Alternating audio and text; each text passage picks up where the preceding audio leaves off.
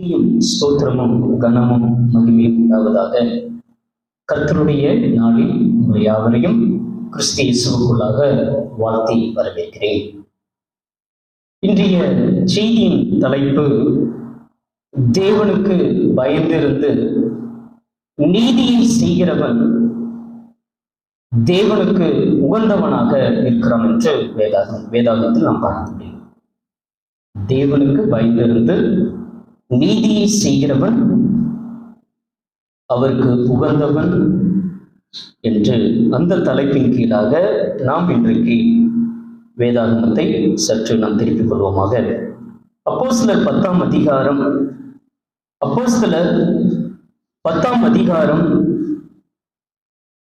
1 48 வசனங்கள் அதிலே இருப்பதை நாம் பார்க்க முடியும். அப்போஸ்தலர் 11ஆம் அதிகாரத்திலே புறஜாதியாரும் தேவ வசனத்தை ஏற்றுக்கொண்டார்கள் என்று யூதாவில் இருக்கிற அப்போஸ்தலர்களும் சகோதரர்களும் என்ன செய்கிறார்கள் என்றால் கேள்விப்படுகிறார்கள். புறஜாதிகளிலே முதலாவது ரட்சிக்கப்பட்டவர் கொர்நேலியுடைய குடும்பங்களாக நாம் பார்க்க முடியும். கொர்நேலியு எந்த அளவுக்கு தேவனுக்கு ஒரு உகந்தவராக இருந்தார் என்பதை பரிசுத்த வேதாகமம் வலியுறுத்துகிறதை நாம் பார்க்க முடியும். அதை பேதுரு தன்னுடைய பிரசங்கத்திலே அந்த வார்த்தையை, நான் சொன்ன அந்த தலைப்பின் வார்த்தைகளிலே பதிவு செய்வதை இதோ நாம் பார்க்க முடியும். அந்த கொர்நேலியை குறித்து நமக்கு தெரியும். அவர் தேவ பக்தி உள்ளவர், எப்பொழுதும் தேவன் நோக்கி ஜெபிக்கக்கூடியவர், தான தர்மங்களை செய்யக்கூடியவர், தன்னுடைய வீட்டார் அனைவரோடு கூட தேவனுக்கு பயப்படக்கூடியவர். தான் மாத்திரம் பயப்படுறதல்ல, தன் வீட்டு அனைவரோடு கூட ஒரு கூட்டம் வச்சா தன்னுடைய சிநேகிதரையும் உறவினர்களையும் வரவழைக்கிற ஒரு உன்னதமான கொர்நேலியை நாம் பார்க்க முடியும். அப்பேற்பட்ட அந்த ஒரு கொர்நேலியை குறித்து இதெல்லாம் தீட்டு தீட்டு தீட்டு என்று நியாயப்பிரமாண அப்படியே பிடித்துக் கொண்டிருக்கிற அந்த பேதுரு இது தீட்டு அப்படின்னு நினைக்கும் பொழுது, இல்லப்பா இது தீட்டு கிடையாது, தேவனுடைய திட்டங்களை மாறுகிறதை நாம் பார்க்க முடியும். இயேசு கிறிஸ்து தன்னுடைய உயிரை கொடுத்து எல்லா ஜனங்களும் ரட்சிக்கப்பட வேண்டும், எல்லா ஜனங்களும் தேவனுக்கு பயப்பட வேண்டும், எல்லா ஜனங்களும் தேவனுக்கு நீதியை செய்ய வேண்டும், எல்லா ஜனங்களும் தேவனுக்கு உகந்தவர்களாக இருக்க வேண்டும் என்ற வார்த்தையினை பேதுரு சொல்வதை நாம் பார்க்க முடியும்.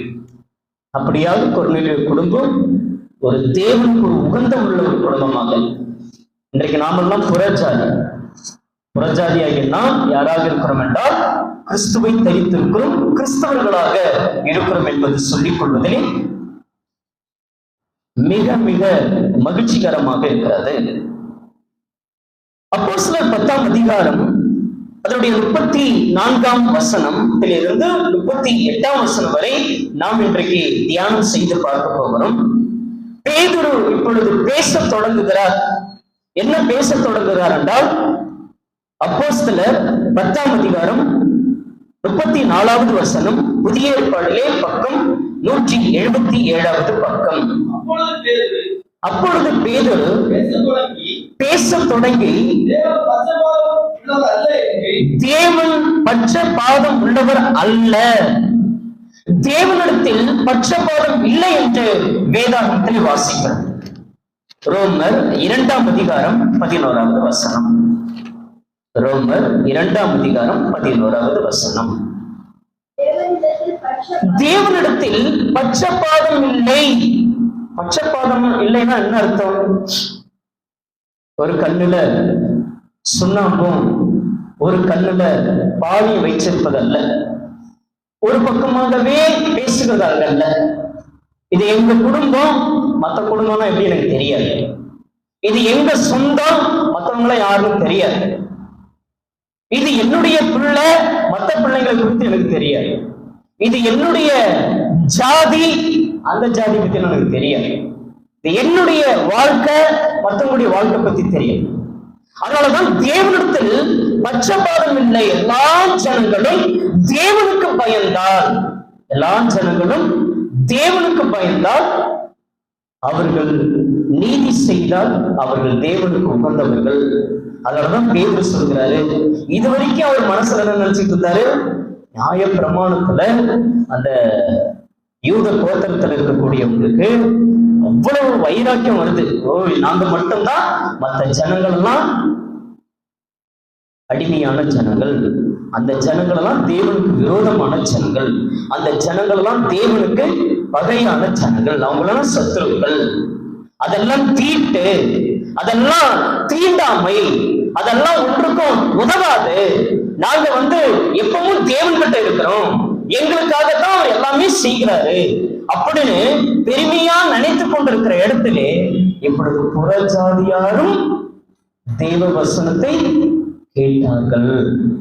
தேவ வசனத்தை எதிர்ப்பு பக்கத்து விட யாரா இருந்தாலும், யார் தேவனுக்கு பயந்து அந்த நீதியை செய்கிறார்களோ அவர்களே தேவனுக்கு உகந்தவர்களாக இருக்கிறார்கள் என்று வேதம் சொல்கிறது. இந்த கடைசி காலத்தில் எல்லா ஜனங்களும் தேவனுக்கு பயப்பட வேண்டும். தேவன் பட்சபாதம் உள்ளவர் அல்ல, தேவனிடத்தில் பட்சபாதம் இல்லை. பாருங்க, அதனுடைய 9ஆம் வசனம் 10ஆம் வசனம், ரோமர் 2ஆம் அதிகாரம் 11 என வாசிக்கும் பொழுது வாசித்தம் அல்லவா, தேவனிடத்தில் பட்சபாதம் இல்லை. அதனுடைய 9ஆம் வசனத்தில், முன்பு யூதரிலும் பின்பு கிரேக்கரிலும் பொல்லாங்கு செய்கிற எந்த மனுஷனும் ஆத்மாவுக்கு உபத்திரமும் வியாகுலமும் உண்டாகும். முன்னாடி யூதனாய் இருந்தாலும் கிரேக்கனாய் இருந்தாலும் யாரெல்லாம் பொல்லாங்கு செய்கிறார்களோ அவர்களுக்கு என்ன வரும்? உபத்திரமும் வியாகுலமும் வரும் என்று சொல்கிறார். அதே 10ஆம் வசனத்தில் என்ன சொல்கிறார்களா, முன்பு யூதரிலும் பின்பு கிரேக்கரிலும் எவன் நன்மை செய்கிறானோ அவனுக்கு மகிமையும் கனமும் சமாதானம் உண்டாகும். தேவனிடத்தில் பட்சபாதம் இல்லை.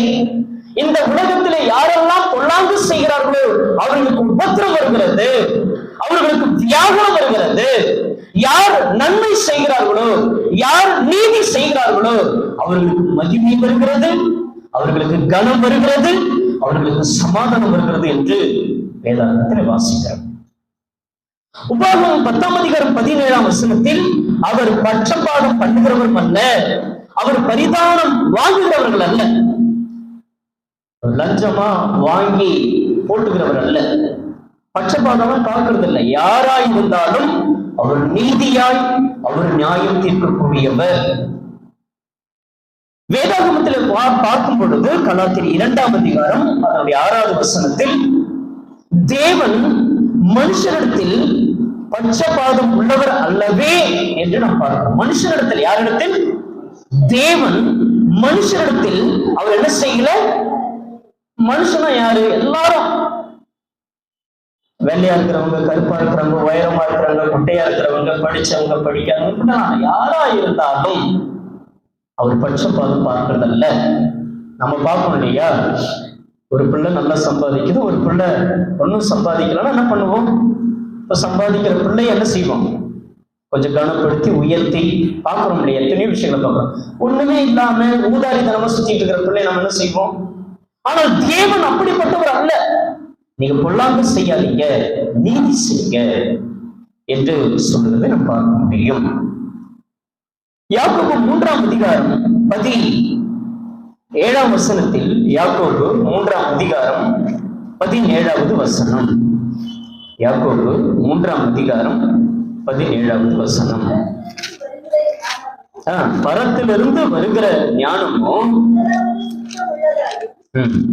சமாதானமும் சாந்தமும் இணக்கமும் உள்ளதாயும் இரக்கத்தாலும் நற்கனிகளினாலும் நிறைந்ததாயும் பட்சபாதம் இல்லாததாயும் மாயமற்றதுமாயும் இருக்கிறது. பரத்திலிருந்து வரக்கூடிய ஞானமும் முதலாவது சாந்தம் உள்ளதாயும், பின்பு சமாதானமும் சாந்தமும் இணக்கம் உள்ளதாயும் இரக்கத்தாலும் நற்கனிகளாலும் நிறைந்ததாயும் பட்சபாதம் இல்லாததாயும் மாயமற்றதாய் இருப்பதாக நீதியாகி கனியானது சமாதானத்தை நடிப்பிக்கிறவர்களாலே சமாதானத்தினாலே விதைக்கப்படுகிறது.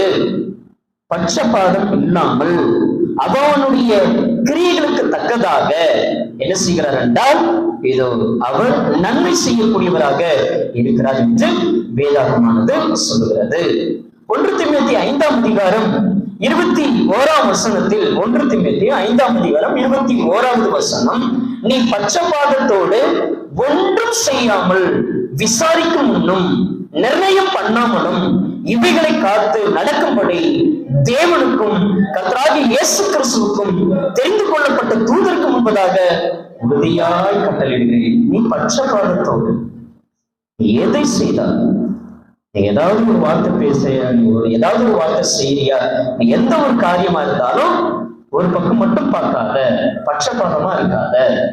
தேவன் பட்சபாதம் இல்லை என்று நாம் பார்க்கிறோம். தேவனிடத்தில் பட்சபாதம் இல்லை. அவர் பட்சபாதம் பார்க்கிறார், எல்லாவற்றையும் நீதியாய் செய்கிறாரு.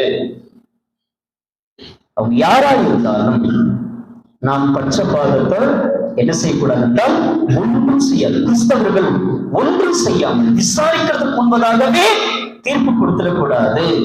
இவர்களை காத்து நீங்கள் நடக்கக்கூடியவர்களாய் இருந்தால் தேவனுக்கும் கர்த்தராகிய இயேசு கிறிஸ்துவுக்கும் தெரிந்து கொள்ளப்பட்ட தூதருக்கு முன்பதாகவும் உறுதியாய் கட்டளையிடுகிறேன் என்று அப்போஸ்தலனாகிய பவுல் சொல்வதை நாம் பார்க்க முடியும்.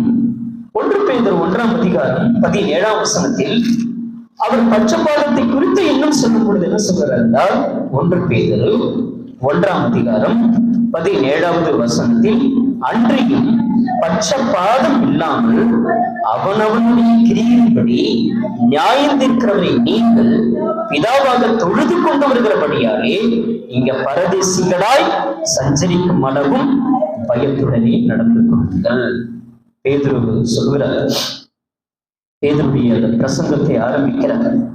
கொர்நேலியுடைய குடும்பங்களும் ஒன்றாக சேர வைத்து அங்கு அவருடைய பிரசங்கத்தினுடைய முடிவிலே அவர்கள் ஞானஸ்தானம் பெறுவதையும் பரிசுத்த ஆவியானவர் அவர்கள் மேலே புலந்தரிலே பட்டதையும் அங்கு உறுதி செய்வதை நாம் பார்க்க முடியும். இது பேதுரு பேசத் தொடங்கி தேவன் பட்சபாதம் உள்ளவர் அல்லவே. இப்ப 35வது வசனம், அப்போஸ்தலர் 10ஆம் அதிகாரம் 35வது வசனம், புதிய ஏற்பாடில் 177வது பக்கம். எந்த ஜனத்தினளாகிலும் அவருக்கு பயந்திருந்து நீதியை செய்கிறவன் எவனோ அவனே அவருக்கு உகந்தவன் என்று நிச்சயமாய் நான் நினைக்கிறேன். பார்த்தீங்களா அந்த வார்த்தைய? எந்த ஜாதி அப்படின்னு சொல்லாம எந்த மனுஷனாய் இருந்தாலும் எந்த ஜனமாய் இருந்தாலும் அவருக்கு பயந்திருந்து நீதியை செய்கிறவன் எவனோ அவனே அவருக்கு உகந்தவன். அதனாலதான் கொர்நேலியுடைய ஜெபம் கேட்கப்பட்டது. அவருடைய தான தர்மம் தேவனுடைய சன்னிதானத்திலே போய் எட்டினது என்று நாம் பார்க்கிறோம். நம்முடைய ஜெபம் கேட்கப்படுகிறதா? நம்முடைய ஜெபத்தை அவர் கேட்கிறாரா? அல்லது நம்முடைய ஜெபத்தை தள்ளி விடுகிறாரா? அல்லது நம்முடைய ஜெபத்திற்கு அவர் பதில் தருகிறாரா? அல்லது நம்முடைய ஜெபத்தை அவர் அலட்சியம் செய்கிறாரா என்பதை நாம் பார்க்க வேண்டும். அவருடைய ஜெபம் அங்கீகரிக்கிறதை நாம் பார்க்க முடியும். இது தேவதூதன் ஊழியக்காரனை பேதுருவிடத்திலே சொல்லி அனுப்புகிற காரியங்களை நம் பரிசுத்த வேதாகமத்தில் நாம் பார்க்க முடியும். நீதி செய்தால் அவர்கள் தேவனுக்கு உகந்தவர்களாக இருக்கிறார்கள். இங்க பாத்தீங்கன்னா எந்த ஜனத்தினாயினும் அவருக்கு பயந்திருந்து. முதல் காரியமாக இன்றைக்கு தேவ பயம் குறைந்திருக்கிறது. அவர் பட்சபாதம் இல்லை, எல்லாத்தையும் அவர் சரியா செய்யற. முதல் காரியமாக இன்றைக்கு தேவ பயம் இருக்கிறதா என்று சொன்னால் இன்றைக்கு தேவ பயம் குறைந்திருக்கிறது. கர்த்தருக்கு பயந்து அவர் வழிகளில் நடக்கிறவன் எவனோ அவன் பாக்கியவான். 128ஆம் சங்கீதம் முதல் வசனத்தில் வாசிக்கிறோம். லூக்கா எழுதின சுவிசேஷம் 23ஆம் அதிகாரம் 40வது வசனத்தில் நீ தேவனுக்கு பயப்படுகிறது இல்லையா அப்படின்னு 2 கள்ளன் இயேசு கிறிஸ்துடைய வலதுபுறத்தில் ஒரு கள்ளனும் இடதுபுறத்தில் ஒரு கள்ளனும் இருப்பதை நாம் பார்க்க முடியும். அதிலே ஒரு கள்ளன் மற்றொரு கள்ளனை பார்த்து அங்கு சில வார்த்தைகளை பேசிக் கொண்டிருக்கிறார்.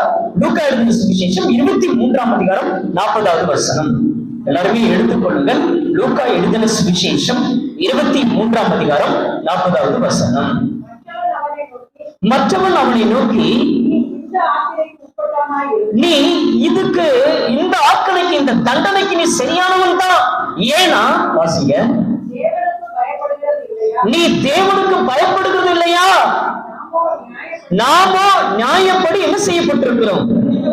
தண்டிக்கப்படுகிறோம். நாம் என்ன நடப்பித்தோமோ அதுக்கு தக்கதான தண்டனையை நாம் அனுபவிக்கிறோம். பாத்தீங்களா? இவரோ எப்படிப்பட்டவரு? தகாதது ஒன்றையும் நடப்பிக்கல, அவனை கடிந்து கொண்டதை நாம் பார்க்க முடியும். நீ தேவனுக்கு பயப்படுகிறது இல்லையா? நீ தேவனுக்கு பயப்படுறது இல்லையா? தேவ பயம் இருக்கிறதா? கர்த்தருக்கு பயப்படுதல் ஞானத்தின் ஆரம்பம். கர்த்தருக்கு பயப்படுதல் ஆயுசு நாட்களை பெருக செய்கிறார். இன்னைக்கு இல்ல, இன்னைக்கு எது இல்லை அப்படின்னா, ரோமர் 3ஆம் அதிகாரம் 10ஆம் வசனத்திலிருந்து 18ஆம் வசனம் வரை எது இல்லை அப்படின்னு ஒரு பெரிய லிஸ்ட் எல்லாம் சொல்லிட்டு வர. இன்னைக்கு மனுஷாளிடத்தில் யாரெல்லாம் எனக்கு நீதி செய்கிறார்களோ அவர்கள் தான் எனக்கு உகந்தவர்கள் என்று வேதாகமத்தில் வாசிக்கிறோம் அல்லவா? எது இல்லை? அதனுடைய 10வது வசனத்தில், ரோமர் 3ஆம் அதிகாரம் 10ஆம் வசனத்தில் எல்லாரும் அந்த வேத வார்த்தைகளை பார்ப்போம். அந்தபடியே நீதிமான் ஒருவனாகிலும் இல்லை, உணர்வுள்ளவன் இல்லை, தேவனை தேடுகிறவன் இல்லை, எல்லாரும் வழி தப்பி ஏகமாய் கெட்டு போனார்கள், நன்மை செய்கிறவன் இல்லை, ஒருவனாகிலும் இல்லை. அவர்கள் தொண்டை திறக்கப்பட்ட விரோதம் கொண்டே தங்கள் நாவுகளாலே வஞ்சனை செய்கிறார்கள். அவர்களுடைய உதடுகளின் கீழே பாம்பின் விஷம் இருக்கிறது. அவர்களுடைய வாய் சபிப்பினாலும் கசப்பினாலும் நிறைந்திருக்கிறது. அவர்களுடைய கால்கள் ரத்தம் சிந்துவதற்கு தீவிரிக்கிறது. நாசமும் நிர்பந்தமும் அவர்கள் வழிகளில் இருக்கிறது. சமாதான வழியை அவர்கள் அறியாதிருக்கிறார்கள். அவர்கள் கண்டு முன்பதாக தெய்வ பயம் இல்லை என்று எழுதியிருக்கிறதே. தெய்வ பயம் இல்லை இதெல்லாம் சொல்றாங்க இல்லையா? தேவனுக்கு பயந்திருந்து எந்த ஜனமாயிருந்தாலும் தேவனுக்கு பயந்திருந்து நீதியை செய்கிறவன் தேவனுக்கு உகந்தவன். தேவ பயம் இருக்கிறதா? இன்னைக்கு தேவ பயம் குறைந்திருக்கிறது. பயம் இருக்குது, ஆனா அந்த பயம் என்ன இருக்கிறது? நிறைஞ்சிருக்கிறதான இல்ல, குறைந்திருக்கு. 8 மணி தொழுகை நாம் தான் என்ன செய்திருக்கிறோம்? நாம எப்போ ஜபிக்க தொடங்குறோமோ அன்றைக்கு அப்பொழுது இயேசு கிறிஸ்து நம்முடைய மத்தியில் அவர் என்ன செய்கிறாரு? பிரசன்னராகி விடுகிறார். அவர் வந்துட்டு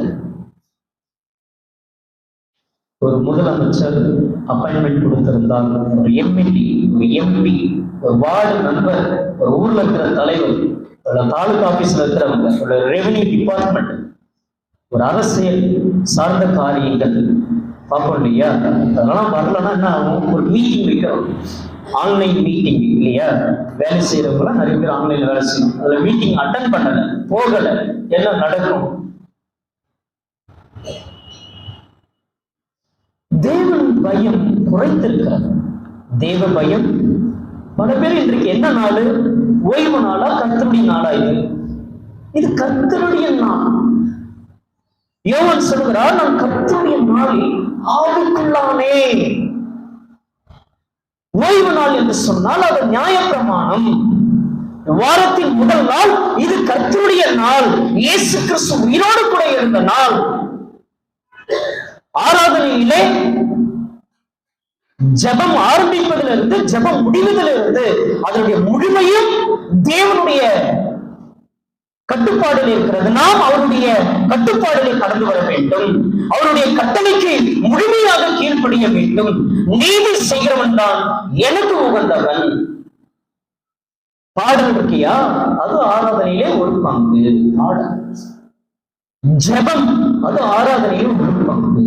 ஜெபம் கர்த்தருடைய பந்தி அது ஆராதனை, தொழுகையிலே அது ஒரு பங்கு. காணிக்கை கொடுக்கிறோம் இல்லையா, நாம மனசுல தீர்மானம், நமக்கு இவ்வளவு கொடுத்தாலும் இவ்வளவுதான் கொடுப்போம், அப்படி கிள்ளி கொடுப்போம் இல்லையா, பிச்சைக்காரனுக்கு போட்ட மாதிரி கிள்ளி கொடுப்போம் இல்லையா. நிறைய கொடுக்கிற, நிறைய நன்மைகளை செய்திருக்கிற, என்ன செய்திருக்கிறோம் தேவனுக்காக, சபைக்காக, ஊழியர்களுக்காக, எதை செய்து கொண்டிருக்கிறோம். போகும்போது காக்கிறார், திரும்ப வரும் பொழுது காக்கிறார், சாப்பாடு 3 வேளையும் போஷிக்கிறாரு, இடையில டீ வேற, ஸ்நாக்ஸ் வேற, எல்லாம் போகிறது, எல்லாவற்றையும் பாதுகாக்கிறார், எல்லா மனுஷனுடைய தயவையும் தருகிறார், தேவ பயம் குறைந்திருக்கிறார். அதனாலதான் அந்த கண்ணன் பார்த்து சொல்கிறார், அவரும் தகாத ஒன்றும் செய்யல, நாம அதுக்கு தகுதி நமக்கு நல்லா தெரியும் இல்லையா. இங்க உட்கார்ந்து இருக்கிற உங்களையும் என்னையும் சேர்த்து சொல்றோம், நமக்கு எல்லாருக்கும் தெரியும். தேவனுக்கு பயப்படுகிறோமா, தேவனுக்கு அஞ்சி நடக்கிறோமா, தேவனுக்கு கீழ்ப்படிந்து உகந்தவர்களா இருக்கிறோமா. பேதுருடைய பிரசங்கத்திலே தெய்வ பயம் கண்ணிலே கூட இல்லையா, எதுல கூட இல்லையா, தெய்வ பயம் எங்க இல்லை, அதுல வேதாகமத்தில் வாசிக்கிறோம், அவர்கள் கண்களுக்கு முன்பதாக தெய்வ பயமே இல்லை, கொஞ்சம் கூட இல்லை. ஆதியாகமம் 39ஆம் அதிகாரம் அதனுடைய 9ஆம் வசனம், அதனுடைய 10ஆம் வசனத்தில் யோசேப்பு என்கிற வாலிபனை நாம் பார்க்க முடியும். அவருடைய வந்த ஒரு பயங்கரமான தீமையிலிருந்து, பாவத்திலிருந்து விலகி ஓடுகிறாரு. அவர் மேல வீண் பழி சுமத்தப்படுகிறது. அவருக்கு கிடைச்சது என்ன தெரியுமா, கிடைச்சது சிறைச்சாலை கிடைச்சது. வீண் பழிகள் வரும் பொழுது தண்டனையை யோசேப்பு அனுபவத்தை நாம் பார்க்க முடியும். பழைய ஏற்பாடிலே பக்கம் 51வது பக்கம், எல்லாருமே திருப்பிக் கொள்ளுங்கள். 51வது பக்கம், ஆதியாகமம் 39ஆம் அதிகாரம் அதனுடைய 9ஆம் வசனத்தில், இந்த வீட்டிலே என்னிலும் பெரியவன் இல்லை, நீ அவருடைய மனைவியா இருக்கிறபடியால் உன்னை தவிர வேற ஒன்றையும் அவர் எனக்கு விலக்கி வைக்கவும் இல்லை. இப்படி இருக்க நான் இத்தனை பெரிய பொல்லாங்குக்கு உடன்பட்டு தேவனுக்கு விரோதமாய் பாவம் செய்வது எப்படி என்றான். 10ஆம் வசனத்தில், அவள் நித்தம் நித்தம் யோசேப்போடு இப்படி பேசிக் கொண்டு வந்தோம். இப்ப கொஞ்சம் இந்த கடைசி இந்த காலங்களை கொஞ்சம் நினைச்சு பாருங்க, அவர் எவ்வளவு அழகா சொல்றாரு பாருங்க. இந்த வீட்டில என்னிலும் பெரியவன் இல்லை. இப்ப நம்ம தான் வீட்டுல நம்ம தான் இருக்கிறோம். யாரு, நான் சொன்னாதான், நான் சம்பாதிக்கிறேன், என்னெல்லாம் நீலாம் கேள்விலாம் கேட்கக்கூடாது. இந்த வீட்டுல நான் தான் பெரியவர், இந்த சமுதாயத்தில் நான் தான் பெரியவர், நான் எப்படி வேணா நடப்பேன், எப்படி வேணா பேசுவேன், நான் சொல்றதை நீ செஞ்சுதான் ஆகணும். கொஞ்சம் வாலிப பிள்ளைங்களா ஆயிடுச்சுன்னா கேட்கறதே கிடையாது. அங்கே கீழே பார்க்கும் பொழுது, அவர் உன்னை தவிர வேற ஒன்றையும் அவர் எனக்கு விலக்கி வைக்கவும் இல்லை. ஏதாவது விலக்கி இருக்கிறாரா? தண்ணி வருது, ஆகாரம் வருது, நன்மைகள் வருது, வேலை வருது, பணம் வருது, இதெல்லாம் வந்தா என்ன ஆகும்? இப்படி இருக்க நான் இத்தனை பெரிய பொல்லாங்குக்கு இவ்வளவு இருந்தாலும் நான் இந்த பொல்லாங்குக்கு உடன்பட்டு தேவனுக்கு விரோதமாய் பாவம் செய்வது எப்படி? ஆதியாகமம் 39ஆம் அதிகாரம் அதனுடைய 20ஆம் வசனத்திலே வாசிக்கும் பொழுது, யோசேப்பின் எஜமான் அவனை பிடித்து ராஜாவின் கட்டளையினால் அவன் காவலில் வைக்கப்பட்டவர்கள் இருக்கும் சிறைச்சாலையிலே அவனை ஒப்புவித்தான். அந்த சிறைச்சாலையிலே அவன் இருந்தான். 21ஆம் வசனத்தில் என்ன வாசிக்கிறோம்? கர்த்தரோ யோசேப்போடு இருந்து அவன் மேல் கிருபை வைத்தார். சிறைச்சாலையில இருந்தாலும், நீங்க பொல்லாங்கு செய்யலனாலும் அவருக்கு கூட தான் இருந்தார். வேதனை அனுபவிச்சிருப்பாங்க, நல்ல சாப்பாடு கிடைச்சிருக்காது, தனிமை இருந்திருக்கும், பசி இருந்திருக்கும், வறுமை இருந்திருக்கும், கவலை இல்லை, நான் கர்த்தரோடு கூட இருக்கேன். நான் இந்த பொல்லாங்குக்கு உடன்பட்டு பாவம் செய்வது எப்படி? வாலிப வயது, அப்பாவும் கூட இல்ல, அம்மாவும் இல்ல, கூட பண்ணவங்களும் இல்ல, எங்கேயோ ஒரு இடத்துல இருக்கிற. எந்த இடத்துல இருக்கிறாரு? எங்க வேணா என்ன வேணா செய்யலாம். ஆனால் அவர் என்ன சொல்றாரு? எங்க இருந்தாலும் தேவன் இருக்கிறார். அதுதான் பேசிதானோ விபச்சாரம். வேசித்தனம்னா என்ன? விபச்சாரம்னா என்ன? வாலிப வயதிலே தவறுவது வேசித்தனம், கல்யாணம் ஆனதுக்கு அப்புறம் செய்வது விபச்சாரம். ஓசியாவின் புத்தகம் 4ஆம் அதிகாரம் அதனுடைய 13ஆம் வசனத்தில் இந்த காரியத்தை நாம் அங்கு பார்க்க முடியும். ஓசியாவின் புத்தகம் 4ஆம் அதிகாரம் அதனுடைய 13வது வசனம். தானியேல் புத்தகத்தினுடைய அடுத்த புத்தகம் ஓசியா 4ஆம் அதிகாரம் 13வது வசனம். அவர்கள் மலையுச்சியிலே பலியிட்டு மேடுகளிலே கர்வாலி மரங்களின் கீழும் புன்னை மரங்களின் கீழும் அரச மரங்களின் கீழும் அவைகளின் நிழல் நல்லதென்று தூபம் காட்டுகிறார்கள். இது நிமித்தம் உங்கள் குமாரத்திகள் வேசித்தனமும் உங்கள் மருமக்கள் மாறும் விபச்சாரம் செய்கிறார்கள். அந்த வார்த்தை கவனிச்சீங்களா? குமாரத்தி, குமாரர்கள் வேசித்தனம் பண்ண முடியும். மருமகன், மருமகள், மகனோ மகளோ திருமணம் ஆனதுக்கு அப்புறம் அது விபச்சாரம். அப்ப வேசித்தனமும் அது என்ன செய்கிறது என்றால், அந்த வேசித்தனம் அது இருதயத்தை மயக்கக்கூடியதாக இருக்கிறது என்று வேதாகமத்தில் வாசிக்கும். ஓசியா 4ஆம் அதிகாரம் 11வது வசனம். ஓசியா 4:11. வேசித்தனமும் திராட்சரசமும் மதுபானமும் இருதயத்தை மயக்கும். சினிமா பார்க்கறோம் இல்லையா? பார்த்து இப்படிதான் கத்துக்கணும், இப்படிதான் இருக்கணும். ஸ்டேட்டஸ் வைக்கிறதா இருந்தாலும், சினிமா பாட்டு வைக்கிறதா இருந்தாலும் தேவனை முக்கியப்படுத்துவதல்ல இல்லையா? முதலாவது தேவனுடைய ராஜ்யத்தின் மேல இருக்கு இல்லையா? முதலாவது தேவனுடைய ராஜ்யத்தையும் அவருடைய நீதியில் தேடுங்கள், அப்பொழுது இவைகள் கூட கொடுக்கப்படும்.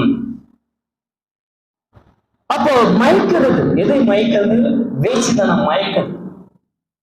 வேசித்தனம் மயக்கிறது மாத்திரமல்ல, திராட்சரசம் மயக்கிறது.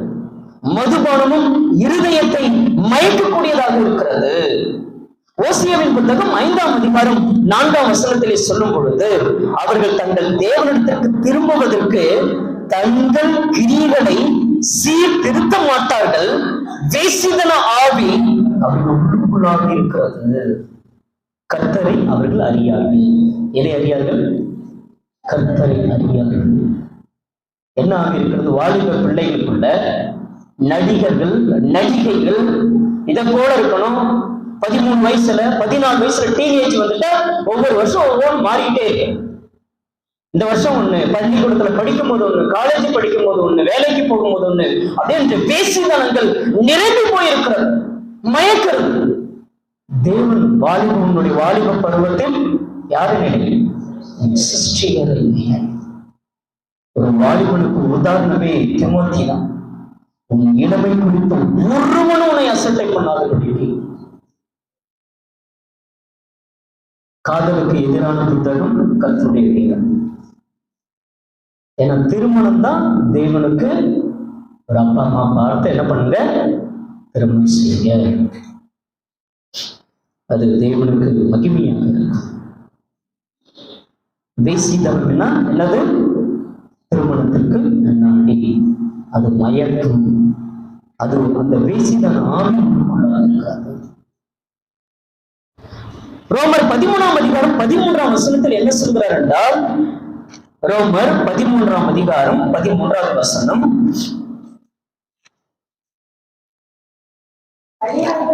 களியாட்டு. களியாட்டுன்னு என்னது? நாடகம் பார்க்கறது, சீரியல் பார்க்கறது, டிராமா பார்க்கறது, கூத்து பார்க்கறது.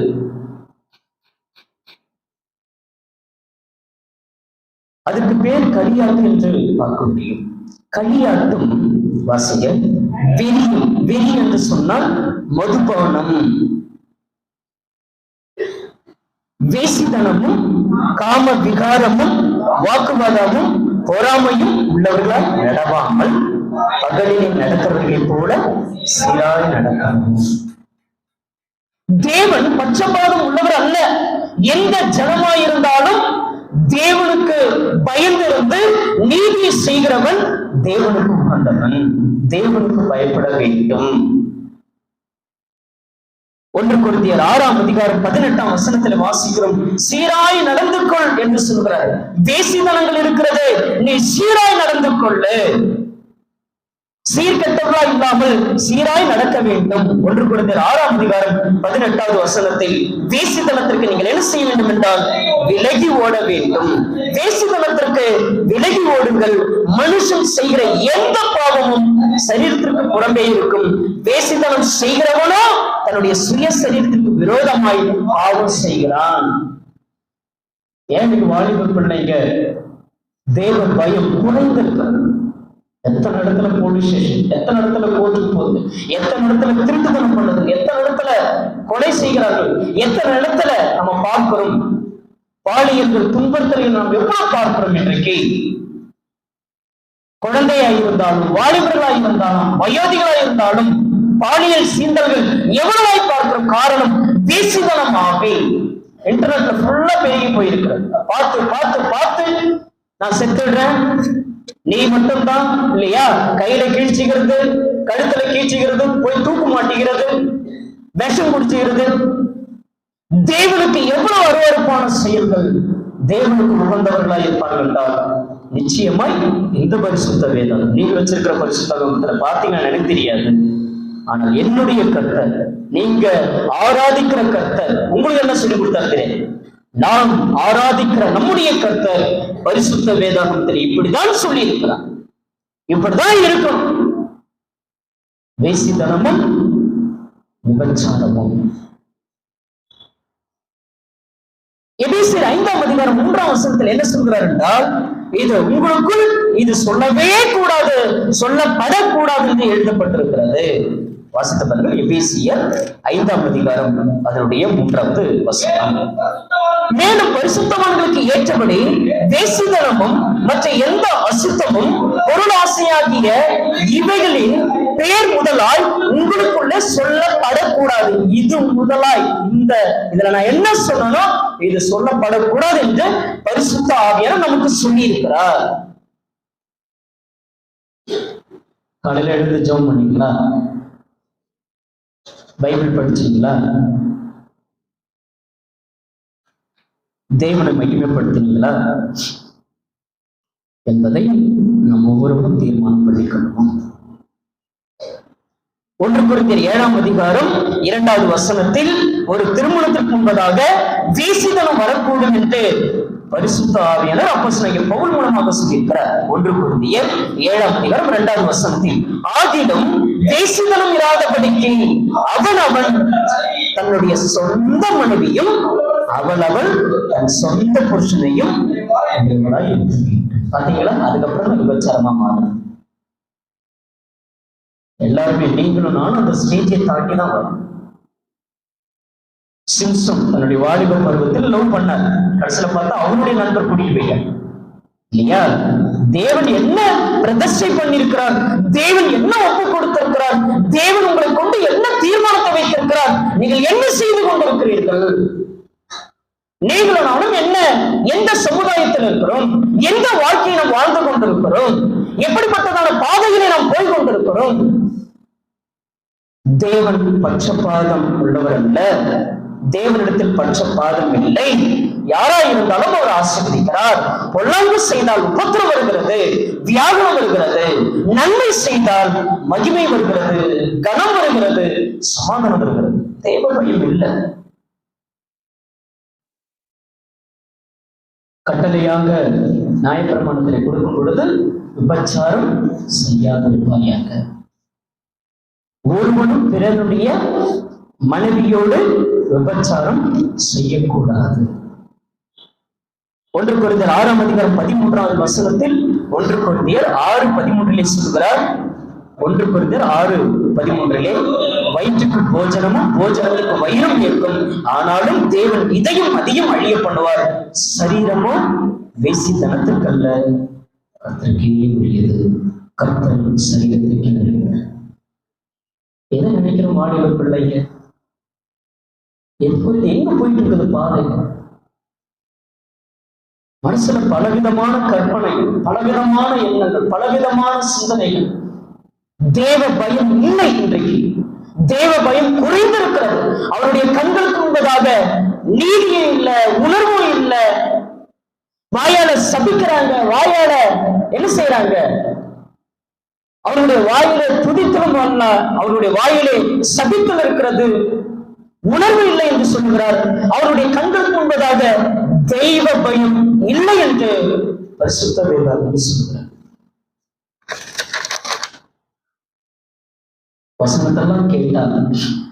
1ஆம் நூற்றாண்டில் என்ன நடந்தது?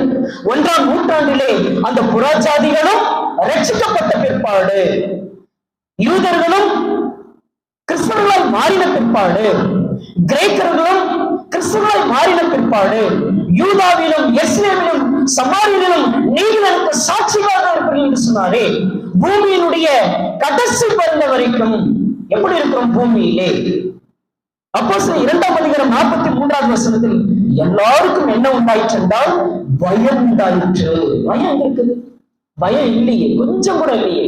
தேவன் பார்க்கிறாரு. தேவன் ஏன்னா அந்த யோசேப்பு என்ன சொல்கிறார் என்றால், இதோ இந்த வீட்டிலே என்னை தவிர பெரியவன் இல்லை, எனக்கு ஒரு காரியம் கூட இதை செய்யணும் ஒருத்தரும் தடுக்கவே முடியாது, நான் எல்லாமே செய்வேன். ஏன்னா நான் போற காரியம், நான் வர காரியம் எல்லாம் சக்சஸ் ஆகுது. இதை செஞ்சா என்ன? இந்த ஒரு சின்ன பாவம் பண்ணிட்டா அப்ப என்ன ஆயிடும் போது? அதனால்தான் சொல்ற, தேவனுக்கு விரோதமாய் பாவம் செய்து உடன்படுவது எப்படி? பிற்பாடு பாத்தீங்கன்னா அவர் சிறைச்சாலையே அனுபவித்திருந்தாலும், வேதனையே அனுபவித்திருந்தாலும், போராட்டமே அனுபவித்திருந்தாலும், கர்த்தர் யாருக்கு இணையாக? பார்வோனுக்கு இணையாக. நம்முடைய பாஷையில சொல்றதா, நம்முடைய ஊர் பிரதமர் இருக்காரு, அவருக்கு இணைய. ஜனாதிபதிக்கு நம்முடைய இந்திய தேசத்துல மதிப்பிருக்கான்னு தெரியாது, ஆனா பிரதமருக்கு மதிப்பு. அது போல யோசேப்புக்கு அவ்வளவு மேன்மையத்தையும் மேன்மையாக வாலிப வயதிலே தவறி விடக்கூடாது. ஆணாயிருந்தாலும் பெண்ணாயிருந்தாலும் தேவன் நிச்சயமாய் உயர்த்துவார், தேவன் நிச்சயமாய் நடத்துவார் என்கிற அந்த எண்ணத்துக்குள்ளாக வர வேண்டும். நீங்க சிம்சோனா அல்லது யோசேப்பா? யோசேப்பு என்றால் தேவன் பயந்திருந்தீங்கன்னா, தேவனுடைய நீதி செய்தீங்கன்னா உயர்த்துவார். அது வாலிப பிள்ளைங்க மாத்திரமில்லை, எல்லாருமே. அல்லது சிம்சோனா இருந்தால் கண்ணெல்லாம் கொடுக்கப்பட்டு அவமானப்பட்டு அந்த ஜனங்களோடு கூட நம்மளும் என்ன செய்ய வேண்டியதான்? எந்த ஜனங்களோடு? துன்மார்க்க ஜனங்களோடு கூட சாக வேண்டியது. அப்போஸ்தலர் 2:43 சொல்லும் பொழுது எல்லாருக்கும் பயம் உண்டாயிற்று. எதுக்கு பயம் உண்டாகிறது? அதுக்கு மேலே வாக்கியத்துல வாசிக்கும் பொழுது அவருடைய 42வது வசனத்துல வாசிக்கிறோம், பயம் உண்டாகிறது. எல்லாருக்கும் பயம் உண்டாயிற்று. எதுக்கு பயம்? அவர்கள் அப்போஸ்தலருடைய உபதேசத்திலும் அந்யோன்யத்திலும் அற்பம் விற்கதிலும் ஜெபம் பண்ணுவதிலும் உறுதியாய் தரித்திருந்தார்கள். தேவனுடைய விஷயத்தில் உறுதியா இருக்கும். ஒரு வாரம் வருது, அடுத்த வாரம் வரல, ஒரு நாள் ஜெபம் பண்றது, அப்புறம் ஜெபம் பண்றது இல்ல, ஏதாவது பிரச்சனை வந்தா அந்த பக்கம் எட்டி பார்க்கிறது. அப்படியா? 1ஆம் நூற்றாண்டு சபையாருக்கு பயம் உண்டாயிற்று. என்ன உண்டாயிற்று? பயம் உண்டாயிற்று. நமக்கு பயம் வரல, ஏன்னா நம்மளை பயப்படுத்துற காரியம் இன்னைக்கு எதுவுமே நடக்கல இல்லையா?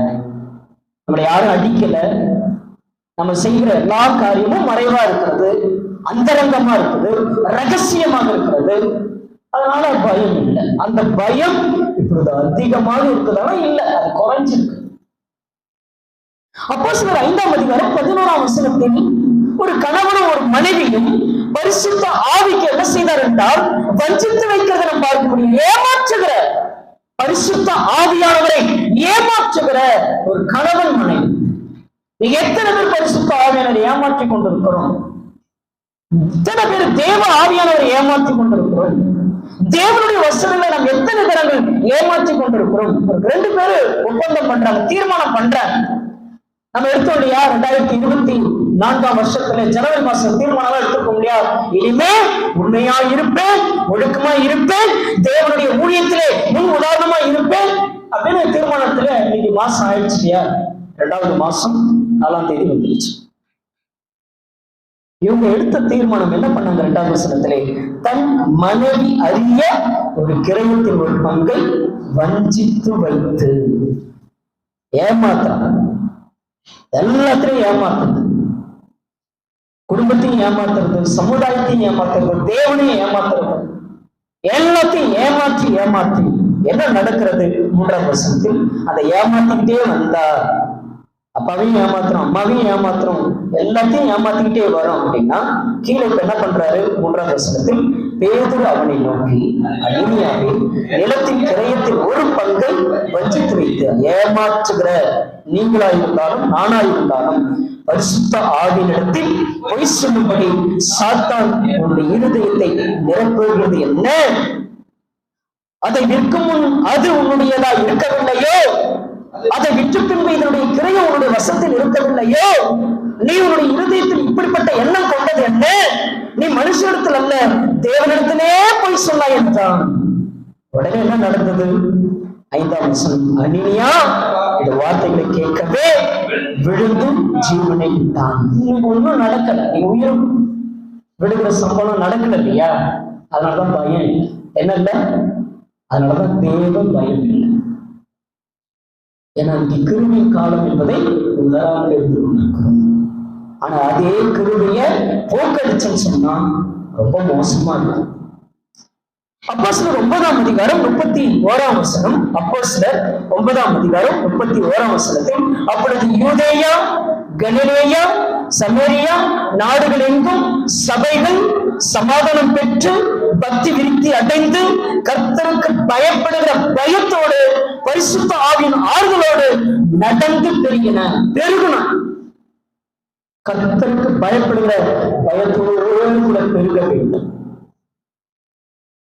119ஆம் சங்கீதம் 1 வசனத்தில், கர்த்தருடைய வேதத்தின்படி உத்தம மார்க்கத்தார் பாக்கியவான்கள். யூதா 22ஆம் வசனம் 23, அதுல ஒரு அதிகாரம் தான் இருக்கிறது. யூதா 22, 23. அங்கே என்ன சொல்கிறார் என்றால், அல்லாமலும் நீங்கள் பகுத்தறிவுள்ளவராய் இருந்து சிலரை இரக்கம் பாராட்டி சிலர் அக்கினிலிருந்து இழுத்துவிட்டு பயத்தோடு ரட்சித்து மாம்சத்தால் கரைப்பட்டிருக்கிற வஸ்திரத்தை வெறுப்பு தருங்கள். சிலர் எப்படி ரட்சிக்க வேண்டும் என்றால் அந்த தெய்வ பயத்தோடு கூட ரட்சித்து அக்கினியிலே வந்து அவர்கள் என்ன செய்ய வேண்டும் என்றால் அவர்களை இழுத்து விட வேண்டும். 2 Corinthians 7:1 சொல்லும் பொழுது தேவ பயத்தோடு பரிசுத்தமாக்குதலை பூரணப்படுத்த கடவுள். தேவ பயம் வர வேண்டும். தேவ பயம் இருந்தால் அந்த பரிசுத்தம் என்ன செய்கிறது என்றால் பூரணமாகிறது என்று வேதாகத்தில் வாசிக்கிறது. இப்ப திருப்பிக் கொள்ளுங்கள். அப்போஸ்தலர் 10ஆம் அதிகாரம் 35ஆவது வசனம். அப்போஸ்தலர் 10ஆம் அதிகாரம் 35ஆவது வசனத்தில், எந்த ஜனத்தின் ஆகினும் அவருக்கு பயந்திருந்து நீதியை செய்கிறவன் எவனோ அவனே அவருக்கு உபதவன் என்று நிச்சயமாக இருந்திருக்கிறேன். 36ஆவது வசனத்தில், எல்லோருக்கும் கர்த்தராயிருக்கிற இயேசு கிறிஸ்துவை கொண்டு அவர் சமாதானத்தை சுவிசேஷமாக கூறி இஸ்ரவேல் புத்திரருக்கு அனுப்பின வார்த்தையை அறிந்திருக்கிறீர்களே. ஒன்று தேவ பயம் அநேகத்திலே குறைந்து போயிருக்கிறது என்பதை வேதாகமத்திலே பார்த்தோம். இரண்டாவதாக சமாதானம். சமாதானம் இருக்குதா? இன்றைக்கு அநேக வீடுகள் என்ன இல்லை, சமாதானமே.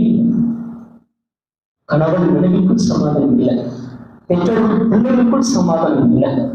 இன்றைக்கு அநேக இடங்களிலே சமாதானம் இல்லை. 10:36 வாசிக்கிறோம் அல்லவா, எல்லோருக்கும் கர்த்தராய் இருக்கிற இயேசு கிறிஸ்துவை கொண்டு அவர் சமாதானத்தை சுவிசேஷமாய் கூறி.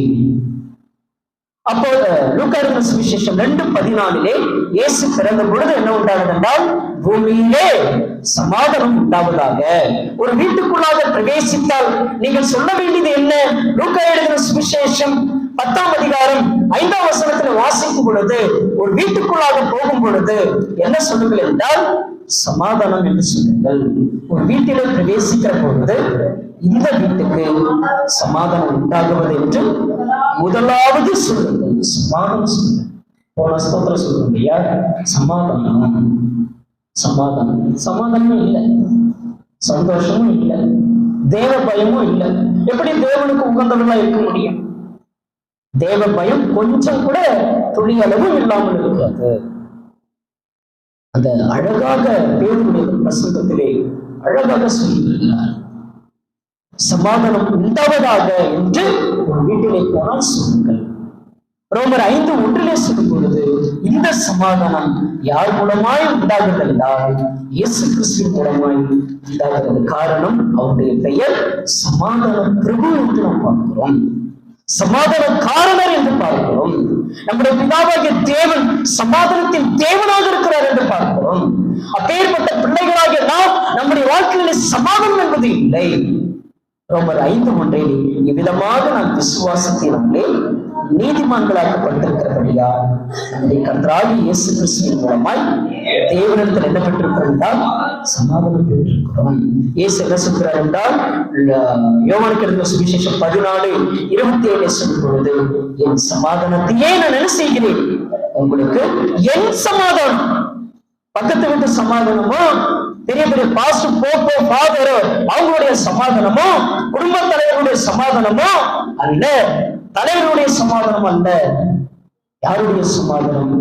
எனது ரட்சகர், எனக்காக உயிர் கொடுத்தவர், அவருடைய சமாதானத்தை உங்களுக்கு வைத்துக் கொள்கிறேன், என்னுடைய சமாதானத்தையே உங்களுக்கு கொடுக்கிறேன். உலகம் கொடுக்கிற பிரகாரம் நான் உங்களுக்கு கொடுக்கிறது இல்லை. உங்கள் இருதயம் கலங்காமலும் பயப்படாமலும் இருப்பதாக. இந்த சமாதானத்தை இன்னும் எப்படி உண்டு பண்ணுகிறார் என்றால் அதை தன்னுடைய ஞானஸ்தானத்தின் மூலமாக அதை நமக்கு தருவதை வேதாகம் சொல்கிறது. கொலேசியர் 1:20 நாம் பார்க்கிறோம். கொலேசியர் 1:20 அவர் சிலுவையிலே சிந்தின இரத்தத்தினாலே அவர் என்ன செய்கிறார் என்றால் சமாதானத்தை உண்டாக்கி பூலோகத்தில் உள்ளவைகளும் பரலோகத்தில் உள்ளவைகள் யாவையும் அவர் மூலமாக நமக்கு ஒப்பந்தமாக்கிக் கொள்ளும்படி அவருக்கு தெரிய சமாதானம் இல்லை. ஜபத்திலேயாவது சமாதானம் இருக்குதா? சமாதானமே இல்லை. பிலிப்பியர் 4 அதிகாரம் 6 7 நீங்கள் ஒன்றுக்கும் கவலைப்படாமல் எல்லாவற்றையும் குறித்த ஸ்தோத்திரத்தோடு கூட ஜபத்தினாலும் வேண்டுதலினாலும் தேவனுக்கு தெரியப்படுத்துங்கள். அப்பொழுது எல்லாவற்றுக்கும் மேலான தேவ சமாதானம் இருதயங்களையும் உங்கள் சிந்தனைகளையும் கிறிஸ்து இயேசுவுக்குள்ளாக காப்பாற்றும். சமாதானம் இல்லை. பல பேர் சொல்லிட்டு இருக்கிறாங்க, எங்களுக்கெல்லாம் ஒரு பிரச்சனை இல்லப்பா, ரொம்ப சமாதானமா இருக்கிறோம், வாழ்க்கை ரொம்ப சமாதானம். தலைவர்கள்லாம் சொல்றாங்க உங்களுக்கு சமாதானம் அப்படின்னு தொண்டர்கள்லாம் பார்த்து சொல்லுவாங்க இல்லையா? வேதாகம் என்ன சொல்கிறது? ஏசாயா 57:19. ஏசாயா 57:19. தூரமா இருக்கிறவர்களுக்கும் சமீபமாய் இருக்கிறவர்களுக்கும் சமாதானம் சமாதானம் என்று கூறும் உதடுகளின் பலனை சிருஷ்டிக்கிறேன், அவர்களை குணமாக்குவேன் என்று கர்த்தர் சொல்கிறார். பார்த்தீங்களா? உதடுகளின் பலனை சிருஷ்டிக்கிறேன். உதடுகளின் பலன் தான் அது சமாதானம். அந்த வாயிலிருந்து எப்படி வரும்? சமாதானமா வரும். எரிச்சல்லாம் வராது, கோபம்லாம் வராது, சமாதானமா இருக்கும். இவரையும் 13:15 சொல்லும் பொழுது உதடுகளின் கனியாகிய உதடுகளின் பலன் சிருஷ்டிக்கிறேன் என்று சொன்னார். சமாதானம். உதடுகளின் கனியாகிய ஸ்தோத்திர பலி என்று நாம் பார்க்கிறோம். ஏசாயா 52:7 சொல்லும் பொழுது அவர் என்ன சொல்கிறார் என்றால் 52:7 சமாதானத்தை கூறி நற்காரியங்களை சுவிசேஷமாய் அறிவித்து ரட்சிப்பை பரிசுத்தப்படுத்தி தேவன் ராஜ்யம் பண்ணுகிறார் என்று சீயோனுக்கு சொல்கிற சுவிசேஷனுடைய பாதங்கள் மலையின் மேலே காலம் எப்படி இருக்கிறது? பாதம் எப்படி இருக்கிறது? சமாதானத்தை கூறுங்க. சமாதானத்தை கூறி நற்காரியங்களை சுவிசேஷமாய் அறிவித்து ரட்சிப்பை பிரசித்தப்படுத்துங்கள். அப்போஸ்தலர் 10:36. அப்போஸ்தலர் 10:36. கர்த்தராகிய இயேசு கிறிஸ்துவை கொண்டு அவர் சமாதானத்தை எல்லாருக்கும் கர்த்தராய் இருக்கிற இயேசு கிறிஸ்துவை கொண்டு எல்லாருக்கும் கர்த்தராய் இருக்கிறவர். கர்த்தர்னா என்னது? அதிகாரம். கர்த்தர் என்றால் வல்லமை. யெகோவா பார்க்கிறோம், only name of Jesus Christ பார்க்கிறோம். எத்தனையோ பெண்டிகாஸ்டை பார்க்கிறோம்.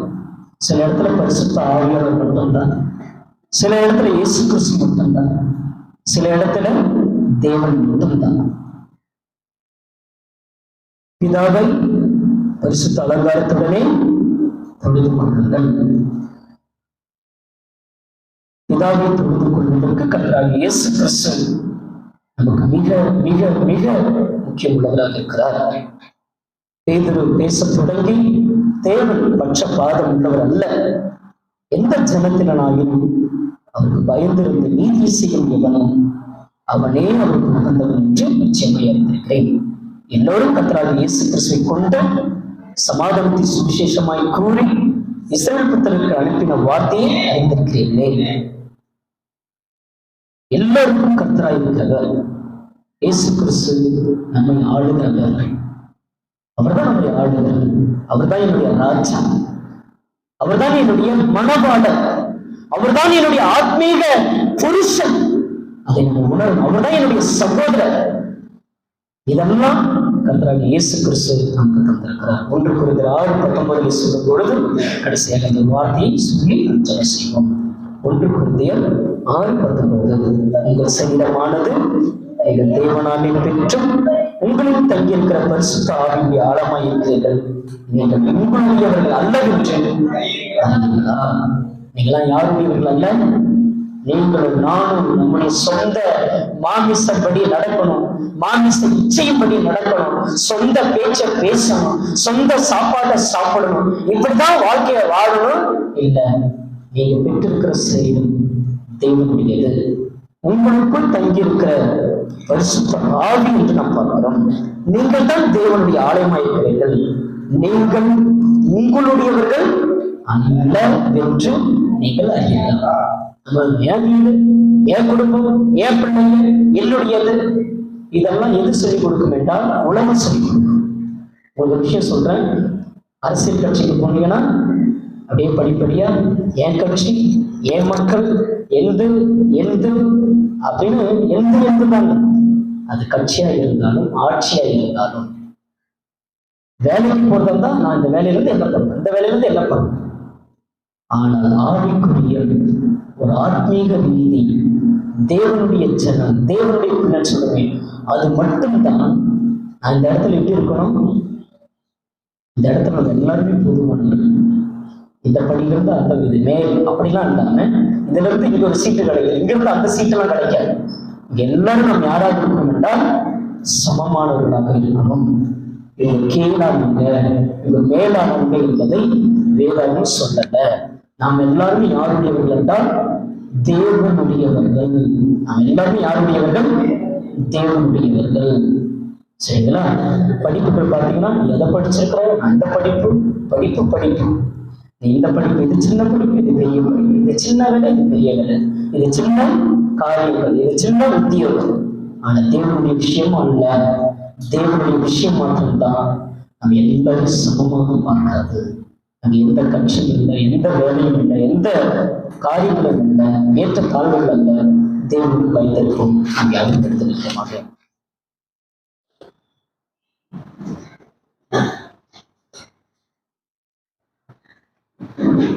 எந்த ஜெப வேலை உம்மை தேடி வந்தேன் என்ற பாடலை, அந்த வார்த்தைகளெல்லாம் உணர்ந்து பாடலை பாடி தேவனை நாம் தீமைப்படுத்துவோம். எந்த ஜெப வேலை உம்மை தேடி வந்தேன், தேவா பதில் தாருமே. எந்த ஜெப வேலை உம்மை தேடி வந்தேன், தேவா பதில் தாருமே. எந்த கோட்டை, எந்த தஞ்சம் நீரே, உம்மை நான் நாடி வந்தேன். எந்த கோட்டை, எந்த தஞ்சம் நீரே, உம்மை நான் நாடி வந்தேன். எந்த ஜெப வேலை உம்மை தேடி வந்தேன், தேவா பதில் தாருமே. சோரா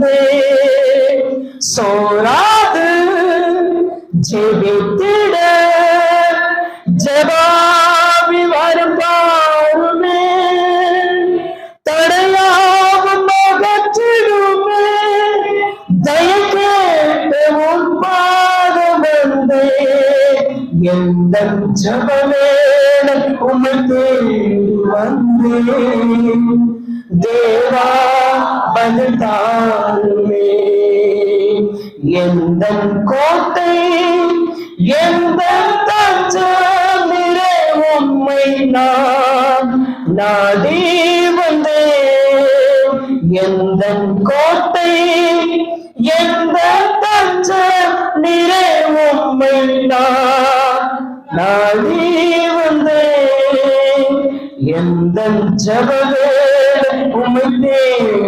வந்தேன் தேவா பதில் தாருமே நாளெல்லாம் உன் பாதத்தில் கர்த்தாவை காத்திருப்பேன் கண்ணீர் ஜெபம் கேளுமே கருணையின் பிரேமாக நீரே நாளெல்லாம் பாதத்தில் கர்த்தாவை காத்திருப்பேன் கண்ணீர் ஜெபம் கேளுமே கருணையின் பிரவாகம் நீரே எந்த ஜபவேளை வந்தே தேவா பதில் தாருமே எந்த கோட்டை எந்த தஞ்சமிரே உம்மை நான் நாடி வந்தேன் எந்த கோட்டை எந்த தஞ்சமிரே உம்மை நான் நாடி